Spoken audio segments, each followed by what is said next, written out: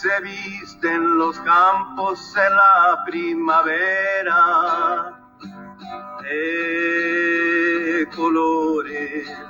De colores son los pajarillos que vienen de afuera.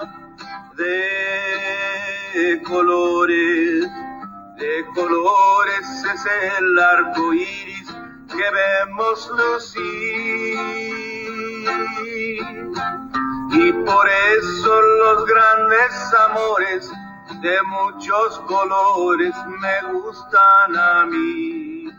Y por eso los grandes amores de muchos colores me gustan a mí. Canta el gallo. Under the wire. La frontera is a word I often heard when I was a child living in el Rancho Blanco, a small village nestled in barren, dry hills several miles north of Guadalajara, Mexico. I heard it for the first time back in the late 1940s, when Papa and Mama told me and Roberto, my older brother, that someday we would take a long trip north, cross la frontera, and enter California, and leave our poverty behind. I did not know exactly what California was either, but Papa's eyes sparkled whenever he talked about it with Mama and his friends. Once we cross la frontera, we'll make a good living in California, he would say, standing up straight and sticking out his chest. Roberto, who is 4 years older than I, became excited every time Papa talked about the trip to California. He didn't like living in El Rancho Blanco, especially after visiting our older cousin, Fito, in Guadalajara. Fito had left El Rancho Blanco. He was working in a tequila factory and living in a 2-bedroom house that had electricity and a water well. He told Roberto that he, Fito, did not have to get up at 4 in the morning anymore, like my brother, to milk the 5 cows by hand and carry the milk in a large aluminum can on horse for several miles to the nearest road, where a truck would transport it to town to sell. He didn't have to go to the river for water, sleep on dirt floors, or use candles for light. From then on, about the only thing Roberto liked about living in El Rancho Blanco was hunting for chicken eggs and attending church on Sundays. I liked looking for eggs and going to Mass too, but what I enjoyed most was listening to stories. In the evenings after supper, Papa's brother, Tio Mauricio, and his family came over to visit. We sat around a fire built with dry cow chips and told stories while shaking out the grain from ears of corn. On one such evening, Papa made the announcement. We were going to make the long-awaited trip across la frontera to California. Days later, we packed our belongings in a suitcase and took the bus to Guadalajara to catch the train. Papa bought tickets on a second-class train, Ferrocarriles Nacionales de México. I had never seen a train before. It looked like metal huts on wheels strung together. We climbed in and took our seats. I stood to look out the window. As the train started to move, it jerked and made a loud clattering sound, like hundreds of milk cans crashing. I got scared and lost my balance. Papa caught me and told me to sit. I swung my legs, following the rhythm of the train.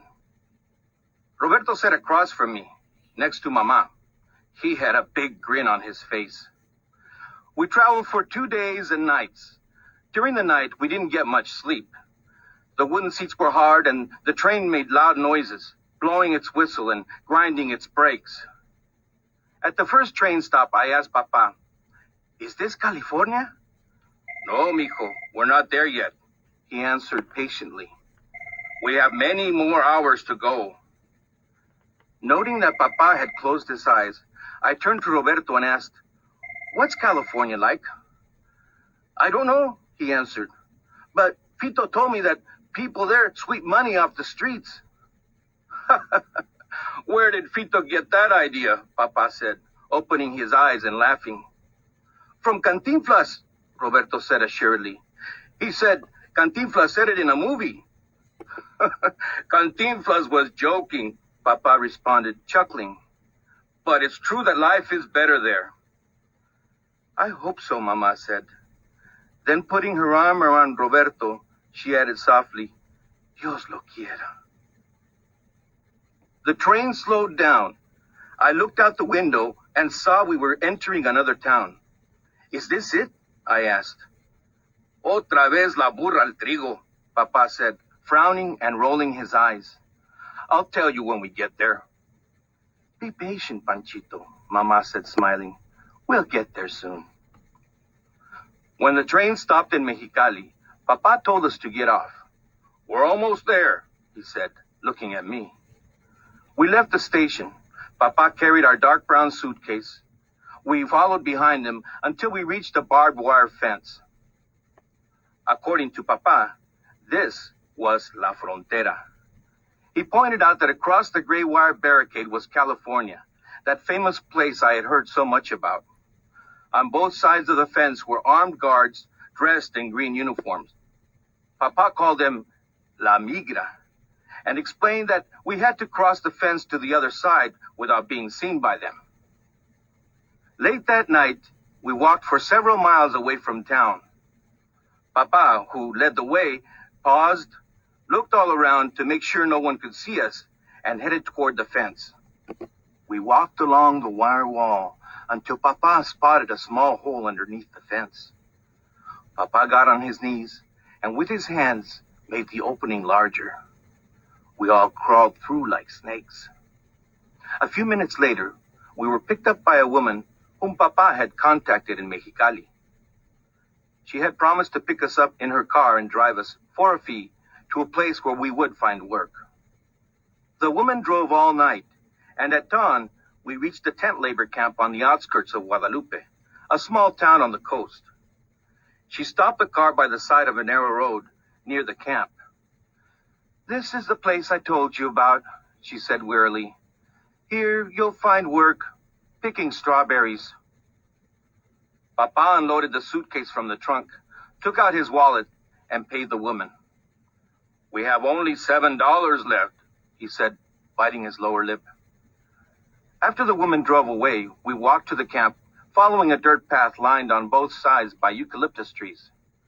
Mama held me by the hand very tightly. At the camp, Mama and Papa were told that the foreman had left for the day. We spent that night underneath the eucalyptus trees. We gathered leaves from the trees, which smelled like sweet gum, and piled them to lie on. Roberto and I slept between Papa and Mama. The following morning, I woke to the sound of a train whistle. For a split second, I thought we were still on the train on our way to California. Spewing black smoke, it passed behind the camp, traveling much faster than the train we had taken from Guadalajara. As I followed it with my eyes, I heard a stranger's voice behind me. It was that of a woman who had stopped by to help. Her name was Lupe Gordillo. She was from the nearby camp. She brought us a few groceries and introduced us to the camp foreman, who spoke Spanish. He loaned us an army tent, which we pitched with his help. You're lucky, he said. This is the last tent we have. When can we start work? Papa asked, rubbing his hands. In 2 weeks, the foreman answered. That can't be, Papa explained, shaking his head. We were told we'd find work right away. I'm sorry. The strawberries won't be ready for picking till then, the foreman responded, shrugging his shoulders and walking away. After a long silence, Mama said, We'll manage, viejo. Once work starts, we'll be fine. Roberto was quiet. He had a sad look in his eyes. During the next 2 weeks, Mama cooked outside on a makeshift stove, using rocks and a comal Doña Lupe had given her. We ate wild verdolagas and rabbit and birds, which Papa hunted with a rifle he borrowed from a neighbor. To pass the time, Roberto and I watched the trains go by behind the labor camp. We crawled underneath a barbed wire fence to get a closer look at them as they passed by several times a day. Our favorite train came by every day at noon. It had a distinct whistle. We heard it coming from miles away. Roberto and I called it the noon train. Often, we would get there early and play on the railroad tracks while we waited for it. We ran, straddling the rails, or walked on them as fast as we could to see how far we could go without falling off. We also sat on the rails to feel them vibrate as the train approached. As days went by, we could recognize the conductor from afar. He slowed the train every time it went by and waved at us with his gray and white striped cap. We waved back. One Sunday, Roberto and I crossed the fence earlier than usual to wait for the noon train. Roberto didn't feel like playing, so we sat on one of the rails, arms wrapped around our legs, foreheads on our knees. I wonder where the train comes from, I said. Do you know, Roberto? I have been wondering too, he answered, slowly lifting his head. I think it comes from California. California? I exclaimed. This is California.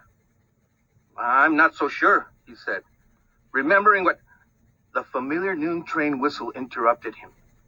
We stepped off the rail and moved a few feet away from the tracks. The conductor slowed the train to a crawl, waved, and gently dropped a large brown bag in front of us as he went by. We picked it up and looked inside. It was full of oranges, apples, and candy. See, it does come from California, Roberto exclaimed. We ran alongside the train, waving at the conductor.